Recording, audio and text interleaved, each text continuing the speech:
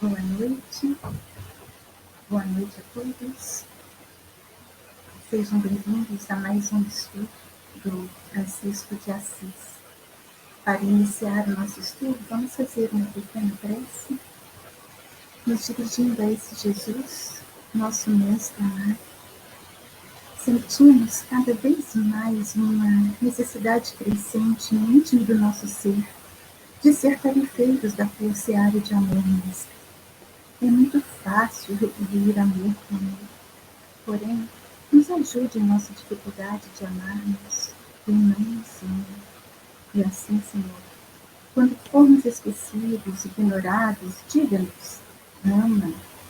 Quando nos sentirmos feridos por alheia impiedade, repita para a gente, ama. Quando não formos frequentemente compreendidos nos nossos sentimentos, nos lembre, ama. Quando não conseguirmos perdoar mágoas profundas, impedindo que nossas feridas se cicatrizem, nos lembre uma vez mais, Senhor. Perdoa, não 7 vezes, mas 70 vezes 7 vezes. Ó Senhor, Mestre do amor, se conosco hoje, amanhã e sempre. E assim seja. Bom, estamos aqui para mais um capítulo do nosso livro, né? Horizontes da Fala, de Miramês. Hoje nós vamos estar falando do capítulo 13, que se intitula Fenômenos da Fala. Quando a gente fala em fenômeno, isso identifica algo extraordinário, algo fora do comum, algo que chama a atenção. E o que será de tão extraordinário que tem na fala que chama a atenção? O que será? Vamos ver o que Miramês nos trouxe sobre esse fenômeno da fala. Ele inicia esse capítulo dizendo que as palavras pronunciadas, elas buscam outras semelhantes, ajuntando-se para a formação da grande egrégora na psicosfera da Terra. Quando elas são inferiores, o seu magnetismo é pesado e a própria lei da gravidade as fazem cair, respondendo aos mesmos seres que as lançaram no espaço em forma de coisas desastrosas, como karma coletivo. Bom, meus amigos, estou vendo que tem aqui Raquel, a Malu, devem ter outros que eu não consigo ver o nome, que estão pelo Facebook. Quando eu me deparei com esse capítulo, me deu um frio na barriga, porque eu falei assim, gente, por que eu vou estar falando de egrégora, de karma? Porque eu não tenho, assim, conhecimentos para estar falando disso, tenho, assim, noções. E comecei a pesquisar para ver o que eu poderia estar trazendo para vocês, para a gente entender esse raciocínio do Miramês, tá? Encontrei muitos artigos, muitas definições, algumas falando como uma força energética, outro como entidades, outro como seres de luzes astrais, mas aquilo que achei mais lógico, né, de todos esses artigos que eu pesquisei, para a gente poder entender um pouquinho, né, o conceito aqui de Miramês, é dessa força energética. Tinha um artigo que falava, assim, justamente o que a gente vem tratando já desde o ano passado neste livro, né, dessa questão da energia dos nossos pensamentos e dos nossos sentimentos. Então, tinha um artigo que dizia que quando há esse conjunto de pensamentos e sentimentos, né, numa mesma linha, numa mesma sintonia, eles geram uma grande energia. Agora, quando esse conjunto dessas energias são altamente positivas, são de teor elevado, elas vão estar formando uma egrégora. Ou seja, o mesmo não acontece quando são pensamentos e sentimentos inferiores. E este artigo diz que não existe egrégora negativa, tá? Que são sempre resultados de pensamentos e sentimentos positivos.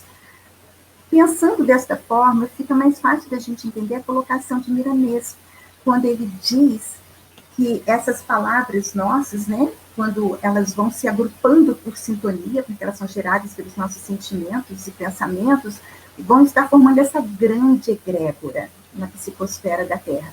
Agora, quando elas são de sentimentos, pensamentos inferiores, não tem como formar essa egrégora. O próprio magnetismo pesado delas faz com que elas sejam atraídas de volta para aqueles que as geraram, para aqueles que deram origem a esses sentimentos, a esses pensamentos. Só que numa forma de uma coisa desastrosa, que acaba formando esse karma coletivo. E lá vem a gente com a palavrinha karma, né? É tão comum a gente ouvir falar karma. Ah, esse é o meu karma. Ah, eu estou passando por isso porque é meu karma. Sempre de uma forma muito negativa, depreciativa, né? E eu lembro que alguns anos atrás eu comprei um livro lá na nossa casa que se chama Pelo Amor ou Pela Dor, de Rick Medeiros.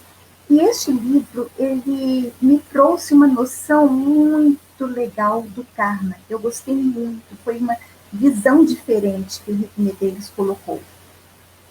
Que ele diz ali? Porque quando você vai procurar assim, a definição de karma, você sempre vai encontrar ação, e karma é ação, tá? Só que o Rick Medeiros vai além. Ele diz que o karma é a consequência das intenções que estão por trás dessas nossas ações. Ou seja, vai depender da nossa intenção. Então, a consequência gerada pela nossa intenção em praticar determinado ato é que vai estar causando um karma. Como assim? Então, ele nos dá um exemplo no livro. Vamos imaginar 3 pessoas. Essas 3 pessoas vão fazer uma doação, uma quantia X para a caridade. Tá? A primeira pessoa, ela pensa assim, o meu contador, ele me disse que se eu diminuir a minha faixa lá de contribuinte do imposto, eu vou economizar muito. Ou seja, essa pessoa doa essa quantia X pensando em reduzir o seu pagamento de imposto. Já uma segunda pessoa, ela doa a mesma quantia X, mas pensando numa retribuição. Ela fala assim, quando eu for perguntado se eu ajudei alguém, eu vou poder dizer que eu ajudei. Principalmente lá no juízo final, olha, eu ajudei, eu doei quantia X. Já a terceira pessoa, ela também contribui, ela doa a mesma quantia. Só que essa pessoa fala, nossa, eu estou com uma vida tão facilitada, o meu trabalho está tão bom, o dinheiro para mim está fazendo uma grande fartura. Eu tenho como doar esse dinheiro do meu salário, eu tenho como doar e ajudar outras pessoas, porque eu sei que tem pessoas que precisam muito mais de mim, muito mais do que eu, então eu posso doar essa quantia X. Vejam só, 3 situações. A mesma atitude, a mesma ação, doar quantia X. O resultado desta ação é o mesmo, porque com aquela quantia X, eu vou ser capaz de comprar roupas, alimentos, remédios, ou seja, o benefício daquela doação vai causar os mesmos resultados. Mas as intenções por trás desta ação são totalmente diferentes. Os nossos 2 primeiros personagens estavam pensando em si, foram totalmente egoístas, enquanto o terceiro, ele já estava pensando no próximo. Então, vejam bem, são essas intenções dessas nossas ações que vão estar gerando esse karma. Por isso que a gente fala que pode ser um karma positivo ou um karma negativo, né? E ele vai mais além, ele ainda dá um exemplo de um professor. Vamos dizer que karma é o nosso professor. Aí esse professor karma olha para mim, Denise, e diz assim, a Denise está precisando melhorar em matemática. Ela precisa melhorar, ela precisa se esforçar mais. Vou dar mais algumas lições para ela estar fazendo. Vou colocar mais tarefas de matemática, quem sabe assim ela melhora. Aí vem aquele monte de lições de matemática para a Denise resolver. Aí, de repente, o professor Karma olha assim, mas a Denise, ela não está boa na história. Vamos passar alguns textos, vamos dar alguns livros para ela ler, vamos fazer com que ela resolva alguns exercícios, passe por algumas experiências, para ver se ela melhora a história. E o que acontece? Esse professor, diferente dos outros, ele não vai passar a Denise de ano se ela não cumprir, se ela não passar em todas as lições. se Denise não compreender muito bem a lição de matemática, a lição de história, a lição X, ele não vai passar a Denise de ano, tá? Então, o professor Karma é assim. A gente precisa aprender aquilo que nos é dado, as consequências, né, de nossas ações. Então, só quando eu conseguir aprender é que eu vou passar de ano. Então, por aí a gente tem uma ideia do que o Miramês quis nos trazer em relação a esse karma, principalmente o karma coletivo, não é mesmo? Mas vamos dar uma continuidade ao que ele nos diz. Poucos vão se livrar desses efeitos drásticos, desses fluidos retirados dessas mazelas da terra pela lei de justiça. Porque a lei de justiça é uma lei divina, é uma lei natural. Esta lei a gente vai encontrá-la lá nas leis morais, que está na terceira parte do Livro dos Espíritos. Eu gosto muito dessa parte do livro, porque a gente usa ela na evangelização. E eu tenho um carinho muito especial quando eu vou falar com as crianças sobre as leis morais, porque a gente vem durante o ano inteirinho. São 10 leis morais, né, que Kardec coloca lá para gente. A gente vem falando de todas elas, e lá no finalzinho vem a lei da justiça, de amor e caridade. E eu acho que é assim, é fantástico ela vir por último, porque ela está fundamentada totalmente no amor e na caridade. E lá no Livro dos Espíritos, né, eles são categóricos em afirmar que esse sentimento de justiça foi colocado por Deus em nossos corações. Por isso que é uma lei natural, por isso que é uma lei divina, tá? Ou seja, não é a nossa raça, a nossa cultura, as nossas posses que vão determinar essa lei de justiça, não.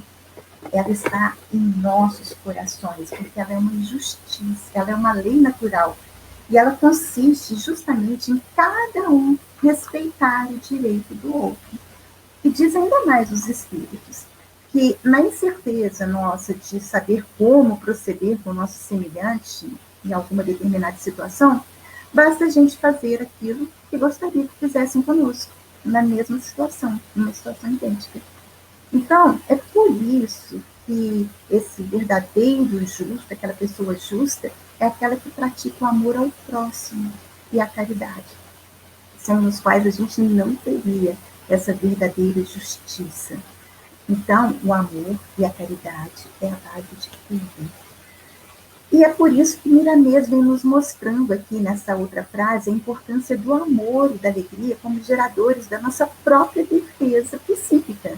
Olha só o que Miramês nos diz. Os que se salvam são os que educaram o verbo na sua conversação diária, pois eles criaram em torno de si, pela expressão da alegria e de amor que partem dos seus corações, uma defesa psíquica, garantindo-lhes a paz imperturbável. Então, tudo vem desta expressão de alegria, deste amor que nos move e que sai de nossos corações. Ele continua dizendo que o mundo de amanhã vai ser feliz, porque felizes serão os pensamentos e palavras dos seres que o habitarão. E se você quer modelar o teu verbo para participar deste futuro, observa o modo mais correto de falar do nosso Senhor Jesus Cristo, na sua alta dinâmica de entendimento com as almas, que em parte ficou anotado no Evangelho dos discípulos mais chegados ao seu coração. Olha que interessante, o mundo de amanhã vai ser feliz. A gente tem ouvido muito, né, desde que iniciou essa pandemia, dessa questão do mundo de regeneração. Nós estamos em transição para o mundo de regeneração. Estamos sim, há muitos e muitos anos. Desde a codificação, Kardec já falava disso, tá? Os espíritos já falavam dessa transição, que estávamos em transição. Só que agora tem muitos oradores que dizem que nós estamos no ápice dessa transição. Só que é para um mundo de regeneração, não é ainda para um mundo feliz. Neste mundo de regeneração, ainda vai existir o mal. Só que, graças a Deus, vai estar predominando o bem, a bondade, o amor, né? Mas se a gente quer realmente esse mundo de amanhã feliz, vai depender de cada um de nós fazermos essas mudanças necessárias em cada um de nós, cuidarmos desta nossa fala, olhando para Jesus, como Jesus falava. E a gente tem ali a lição no Evangelho. É só a gente pegar o Evangelho, deixar ele como livro de cabeceira, que a gente vai saber essa receitinha. Então, apropria a tua vida com a vida do Mestre. Trabalha como oleiro, fazendo a argila tomar a forma bela e construtiva. Porque as tuas ideias são como areia grossa, entregues às tuas próprias mãos de operário do Senhor. Molda então as tuas ideias no maravilhoso forno da tua mente, soltando pelos canais da palavra água pura, provinda de um suprimento que nunca, jamais acabará. Olha que lindo que Miramês fala. Eu grifei ali, eu coloquei em maiúsculo a palavra trabalha, porque eu sou apaixonada pela lei do trabalho.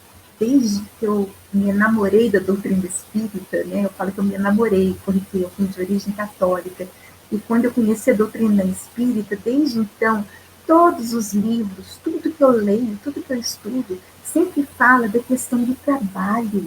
É o trabalho, gente. Nós não vamos desencarnar e ficar tocando arco em cima de nuvens, não, nós vamos continuar trabalhando. É o trabalho que nos torna espíritos melhores, que vai nos tornar estes homens de bem que Jesus espera. É fazer algo de útil, é tornar útil o nosso tempo, tá? E para isso, olha, nós somos os operários do Senhor. Jesus conta com cada um de nós. Somos nós que temos que colocar a mão na massa. E a gente pode fazer isso com as nossas ideias, que vão estar gerando as nossas palavras, tá?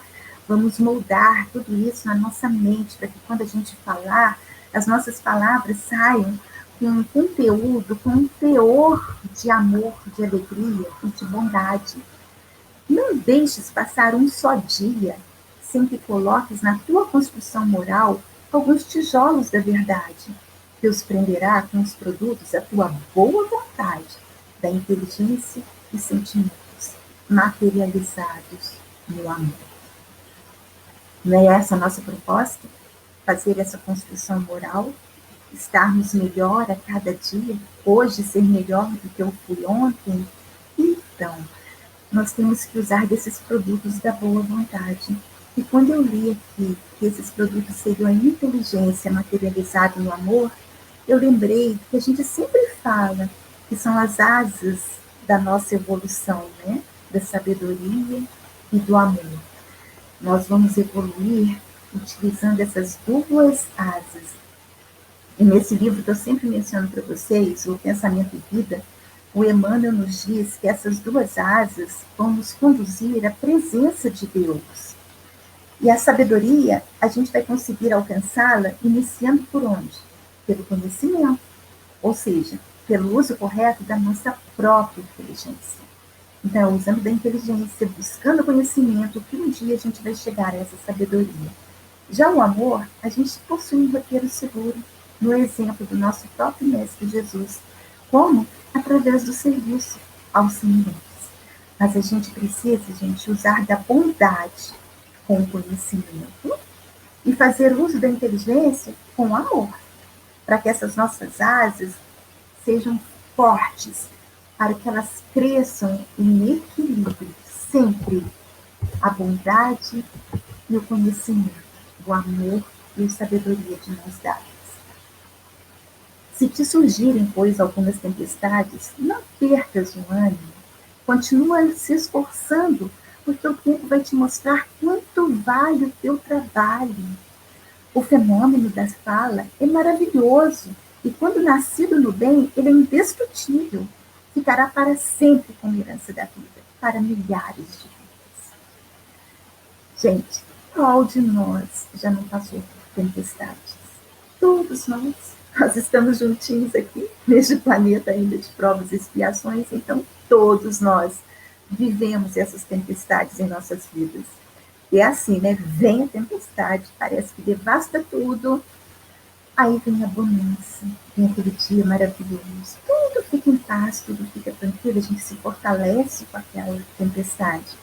Passa um pouquinho, tá tudo bem, a gente está mais fortalecido, né, na fé, na coragem, aí vem outra tempestade. A gente vai passa pela tempestade. E assim vai. Assim é a nossa vida. É assim que nós vamos progredindo. Mas para isso, o que o Miramês nos conclama? A não perder o ânimo. E quem está aqui comigo, quem está me ouvindo, é porque conhece a doutrina espírita. E se você e eu conhecemos a doutrina espírita, sabemos que é onde a gente encontra toda essa força, toda essa coragem, todo esse ânimo. Gente, são centenas e centenas de livros, sempre nos conclamando ao bom ânimo, à boa vontade, à fé. Eu, inclusive, eu faço uso desses livros. Eu tenho livros que são assim, quando eu estou passando por alguma tempestade, eu já tenho os livros que eu vou lá e eu abro. Ai, me ajudem, que eu tire alguma coisa que me fortaleça. E só como exemplo, eu tenho um livrinho que se chama Assim Vencerás. E eu resolvi abrir para ver se sairia alguma mensagem para a gente sobre isso. E olha só o que saiu. Pede a bênção da coragem, mas preserva-te contra o desânimo. Nunca digas, não posso, sou fraco. Trabalha, e Deus, por ti, criará maravilhas. É incrível, não é? Sempre tem uma resposta para aquilo que a gente precisa. Então, se alguém te ferir por ignorância, não use a tua boca como justiça, mas faça com que os teus lábios vibrem na cadência do perdão. Se alguém te caluniar por falta de entendimento da lei divina, não faça o mesmo que ele. Usa a tua boca para agradecer a Deus e abençoar esses ofensores. Olha só, justiça. Não vou usar a minha boca como instrumento da justiça. Não. A lei de justiça é uma lei natural, é uma lei divina. Eu vou usar dos meus lábios para vibrar na cadência do perdão. E não só para perdoar o ofensor, para me perdoar também. Também temos que pensar no auto-perdão. Aí, para falar um pouquinho do perdão, né, que eu acho que é muito importante, eu vou recorrer ao Evangelho de São Mateus, lá no capítulo 18, que todo mundo conhece, quando Pedro se aproxima de Jesus e pergunta: Senhor, quantas vezes eu devo perdoar o meu irmão se ele pecar contra mim? Até 7 vezes? E Jesus dá uma resposta que mostra a misericórdia de Deus. Não te digo até 7 vezes, mas 70 vezes 7. O perdão, gente, ele liberta. Porque o perdão, ele não é para o ofensor. Ele é para nós que nos sentimos de alguma forma prejudicados. Somos nós que vamos ser beneficiados com este perdão. Lá no Evangelho segundo o Espiritismo, no capítulo 10, tem um trecho lá do Espírito Simeão, que ele fala justamente dessa passagem, né, de Mateus, que eu acabei de ler para a gente, e ele fala que Jesus respondeu assim para Pedro: Pedro, você perdoará, mas sem limites. Você perdoará a cada ofensa, ainda que a ofensa te seja feita frequentemente. E Simeão, ele acrescenta que nós devemos aplicar essa resposta que Jesus deu a Pedro a nós mesmos, nos aconselhando a esquecer o mal que nos foi feito. Eu não tenho que ficar me lembrando, me recordando. Mas você viu, o fulano fez isso, nossa, mas você viu? Não, não, a gente precisa pensar no bem que a gente pode devolver, no bem que nós podemos realizar. E logo neste mesmo trecho lá do Evangelho segundo o Espiritismo, tem uma mensagem de Paulo, o apóstolo. Ele fala assim, que perdoar aos inimigos é pedir perdão para si mesmo. E ele acrescenta ainda que há duas maneiras bem diferentes de perdoar. Aquela do perdão apenas dos lábios e o perdão do coração. O perdão dos lábios é quando as pessoas dizem assim, eu te perdoo, mas lá no fundo fica pensando assim, quando acontece alguma coisa, né, com a pessoa, você viu, ele teve o que ele mereceu. Isso é o perdão dos lábios. Ainda tem aqueles que falam assim, eu te perdoo, mas eu nunca mais quero te ver na minha vida. Não, gente, não é esse o perdão do Evangelho. Não é esse o perdão que Jesus está nos conclamando. O verdadeiro perdão, o perdão cristão, é aquele que deita um véu sobre o passado. E é esse único perdão que vai contar a nosso favor. Porque Deus, ele sonda o fundo dos nossos corações. e dos nossos mais secretos pensamentos. E essa prática do perdão, mais do que um efeito moral em nossa vida, mais do que um efeito espiritual, porque nos liberta, né, dos obsessores, ela também tem um efeito material. Eu ganhei um livro lá na nossa casa de uma companheira, ela disse que foi o Fred que mandou me dar de presente. Olha só, o Fred me aconselhou, dá esse livro para a Denise que ela vai gostar. O livro se chama A Redescoberta do Ser. É de Moacir Costa Araújo Lima. E tem um capítulo ali sobre o perdão e a saúde. E que o autor ele vai narrando pesquisas que foram feitas demonstrando como que o sentimento de amor, de vivência fraterna, alegria, como que elas fortalecem a nossa glândula timo. A glândula timo é essa que está bem aqui em cima do nosso coração. Se você bate aqui em cima, você está massageando a glândula timo, tá? Então, esses sentimentos fortalecem essa glândula que é responsável pelo nosso sistema imunológico. Aí lá no livro ele diz que, por outro lado, quando a gente cultiva ódios, ressentimentos, inveja, esses sentimentos nos enfraquecem, porque eles debilitam as nossas defesas e acaba inibindo o exército de anticorpos que temos para nos defender.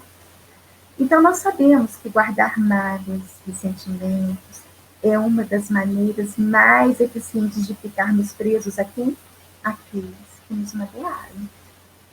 Assim, perdoar, no sentido exato de deletar essas ofensas passadas, é uma forma inteligente de libertação. Nós precisamos nos libertar, porque nós seremos os primeiros beneficiados. Então, se alguém mentir, te denunciando por falsas atitudes, ou suspeita ou inveja, vamos usar a nossa palavra, mesmo assim, para abençoar, lembrando-se apenas das virtudes que esse alguém possui. Vamos fazer esse esforço, porque às vezes não é fácil, mas a gente pode sim se esforçar e pensar nas virtudes que essa pessoa possui. Porque somente Deus pode fazer aquilo que os nossos primeiros impulsos desejaram. Imagina você, alguém te denunciando, falando alguma coisa que você nunca fez. Qual é o impulso que vem? Não. Vamos respirar. Vamos respirar e fazer uma prece. Vamos lembrar das virtudes dessa pessoa. Vamos procurar abençoar. Sabe esse livro que eu falei para vocês? Assim Vencerás? Tem lá um trecho, um pequeno poema de Emmanuel, que é Abençoa. E eu vou pedir licença para ler aqui para a gente. O Emmanuel diz: você está atravessando rudes provas? Acalma-te e abençoa. Alguma ofensa à vista? Esquece e abençoa. Amigos desertaram? Segue à frente e abençoa. Você está sofrendo dificuldades? Age, serve e abençoa. Alguém te menospreza? Silencia e abençoa. Por nada te revoltes, porque Deus te guarda e abençoa. E para finalizar, gente, o nosso estudo dessa noite, o Miramês nos diz que o nosso verbo pode transformar todos que dizemos que são inimigos, né, ou que se dizem como tais, em amigos do nosso coração, porque todos somos irmãos, todos somos filhos de um mesmo Pai. E o fenômeno da palavra, que foi o que nós dissemos hoje, este algo extraordinário, fora do comum, que chama atenção, que ilumina, é somente o bem. Façamos, pois, o bem. Este é o fenômeno da fala.